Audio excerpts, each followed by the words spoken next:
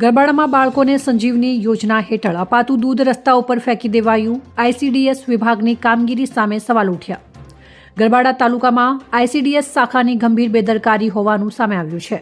દાહોદ જિલ્લા કુપોષણ મુક્ત બનાવવાના હેતુથી શરૂ કરાયેલી દૂધ સંજીવની યોજનાના ખુલ્લેઆમ ધજાગરા ઉડ્યા છે। એક તરફ સરકાર દૂધ સંજીવની યોજના તે હેઠળ કરોડો રૂપિયાનો ખર્ચ કરે છે, જોકે એ પછી પણ આ યોજનાનો લાભ બાળકો સુધી પહોંચે છે કે કેમ તે એક સવાલ છે।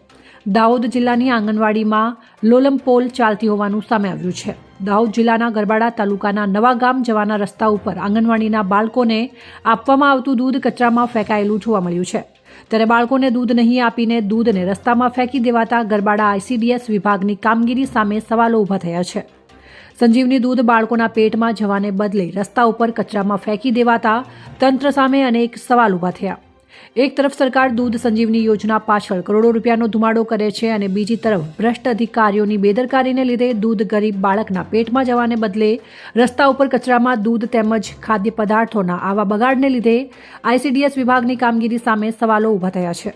ઉલ્લેખનીય છે કે આ દૂધ કોને ફેંક્યું ને કેમ ફેંક્યું અને કઈ આંગણવાડીના બાળકોને આ દૂધથી વંચિત કર્યા તે એક મોટો સવાલ છે। હવે જોવાનું એ રહે છે કે તંત્ર આ બાબતે શું પગલાં લે છે। અહેવાલ માજુભાઈ બારિયા, દાહોદ જિલ્લા બ્યુરો ચીફ।